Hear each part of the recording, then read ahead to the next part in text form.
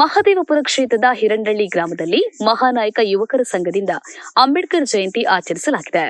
ಮೊದಲು ಧ್ವಜಾರೋಹಣ ನೆರವೇರಿಸಿ ಬಳಿಕ ಗ್ರಾಮಸ್ಥರಿಗೆ ಮಜ್ಜಿಗೆ, ಬೆಲ್ಲದ ಪಾನಕ, ಕೋಸಂಬರಿ, ಅನ್ನ ಸಂತರ್ಪಣೆ ನಡೆಸಲಾಯಿತು. ಈ ವೇಳೆ ಉಪನ್ಯಾಸಕರು ಹಾಗೂ ವಕೀಲರಾದ ಮುನಿರಾಜ ಹೆಚ್ಎಂ ಬಿದರಹಳ್ಳಿ, ಗ್ರಾಮ ಪಂಚಾಯತ್ನ ಮಾಜಿ ಅಧ್ಯಕ್ಷರಾದ ರಾಮಸ್ವಾಮಿಯೇ, ಮಾಜಿ ಗ್ರಾಮ ಪಂಚಾಯತ್ನ ಸದಸ್ಯರಾದ ಕೆ ಕುಮಾರ್, ಕಾರ್ಮಿಕ ಘಟಕದ ಅಧ್ಯಕ್ಷರಾದ ಕಾವೇರಪ್ಪ, ಊರಿನ ಮುಖಂಡರುಗಳಾದ ವೆಂಕಟಸ್ವಾಮಪ್ಪ, ಕೃಷ್ಣಪ್ಪ, ಕಾಳಪ್ಪ, ವೈಶಿವಪ್ಪ, ಸಾದಪ್ಪ, ಗೋಪಾಲ್ ಟಿ, ಶಾಮಪ್ಪ ಪಿ, ಶಾಮಪ್ಪ ಮತ್ತಿತರರು ಉಪಸ್ಥಿತರಿದ್ದರು. ಜೈ ಭೀಮ್ ನ್ಯೂಸ್ 24x7 ಇದು ಬಹುಜನರ ನ್ಯಾಯಕ್ಕಾಗಿ. ಅವರ ವಿಚಾರಧಾರೆಗಳನ್ನ ಹಲವರು ಕೂಡ ಹಂಚಿಕೊಂಡು ಇವತ್ತು ಎಲ್ಲರೂ ಕೂಡ ನಾವು ಅಣ್ಣ ತಮ್ಮಂದರಂತೆ ಈ ಒಂದು ಕಾರ್ಯಕ್ರಮವನ್ನು ಆಚರಣೆ ಮಾಡಿದ್ದೀವಿ. ಸಂಜೆ ಕಾರ್ಯಕ್ರಮ ಕೂಡ ಬಾಬಾ ಸಾಹೇಬರ ಪುತ್ಥಳಿಯನ್ನು ಪ್ರತಿಯೊಂದು ನಮ್ಮ ಸಮುದಾಯದ ಎಲ್ಲ ಮನೆಗೂ ಹೋಗಿ ಅವರ ವಿಚಾರಧಾರೆಗಳನ್ನು ಪ್ರತಿಯೊಬ್ಬರಿಗೂ ತಲುಪಿಸುವ ನಿಟ್ಟಿನಲ್ಲಿ ಸಂಜೆ ಕಾರ್ಯಕ್ರಮವನ್ನು ಕೂಡ ಹಮ್ಮಿಕೊಂಡಿದ್ದೀವಿ. ಈ ಕಾರ್ಯಕ್ರಮದಲ್ಲಿ ನಮಗೆ ಸಹಕರಿಸಿದಂಥ ಎಲ್ಲ ನಮ್ಮ ಯುವ ಮುಖಂಡರುಗಳು ಕೂಡ ಹಿರಂಡಳ್ಳಿಯ ಮಹಾನಾಯಕ ಏನು ಸಂಘ ಇದೆ, ಆ ಸಂಘದ ಎಲ್ಲ ಮುಖಂಡರುಗಳು ಸೇರಿ ಈ ಕಾರ್ಯಕ್ರಮವನ್ನು ವಿಜೃಂಭಣೆಯಿಂದ ಮೂಡುವಂತೆ ಸಹಕರಿಸಿದ್ದಾರೆ. ಮುಂದಿನ ದಿನಗಳಲ್ಲೂ ಕೂಡ ಈ ಯುವ ಶಕ್ತಿ ನಮ್ಮ ಜೊತೆ ಇರ್ತದೆ.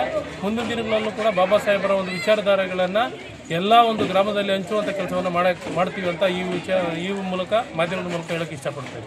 ನಮಸ್ಕಾರ. 135ನೇ ಡಾಕ್ಟರ್ ಬಿ.ಆರ್. ಅಂಬೇಡ್ಕರ್ ಅವರ ಜಯಂತಿಯನ್ನು ಆಚರಣೆ ಮಾಡ್ತಾ ಇದ್ದೀವಿ. ಈ ದಿನ ನಮ್ಮೆಲ್ಲರಿಗೂ ಕೂಡ ಸುದಿನ. ಯಾಕಂತ ಹೇಳಿದ್ರೆ ಶತಶತಮಾನಗಳಿಂದಲೂ ಕೂಡ ನಮ್ಮ ದಲಿತ ಸಮುದಾಯದವರು ಬಹಳ ಶೋಷಣೆಗೆ ಒಳಗಾಗಿದ್ದರು.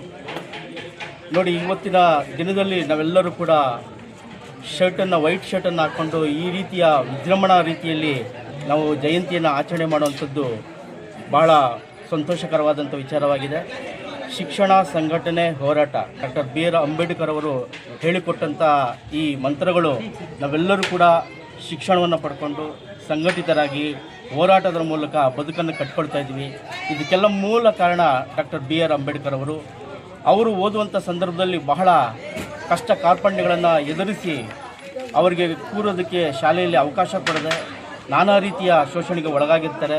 ಈ ಎಲ್ಲ ಹಿಂಸೆಗಳು ನಮ್ಮ ಸಮುದಾಯದವರು ಅನುಭವಿಸಬಾರ್ದು ಅಂತೇಳಿ ಅನೇಕ ರೀತಿಯಲ್ಲಿ ಒಬ್ಬ ಭಾರತ ದೇಶದ ಶಾಸ್ತ್ರಜ್ಞರಾಗಿ, ನ್ಯಾಯವಾದಿಯಾಗಿ, ಶತಮಾನದಲ್ಲಿ ಬಸವಣ್ಣನವರು ಹೇಳಿರುವ ಹಾಗೆ ಒಬ್ಬ ಬ್ರಾಹ್ಮಣ ಹುಡುಗನಿಗೆ ಒಬ್ಬ ದಲಿತ ಹುಡುಗಿಯನ್ನು ಕೊಟ್ಬಿಟ್ಟು ಮದುವೆ ಮಾಡಿಸೋದ್ರ ಮೂಲಕ ಅವರು ಕೂಡ ಜಾತಿವಾದವನ್ನು ಬೇರ್ಪಡಿಸ್ತಾರೆ.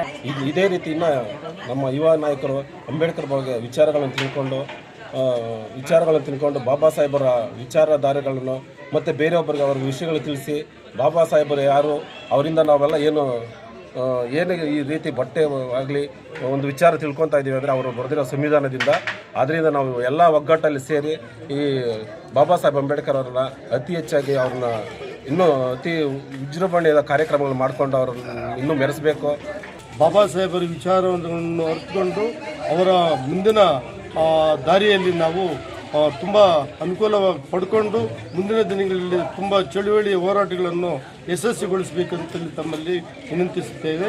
ಜೈ ಭೀಮ್.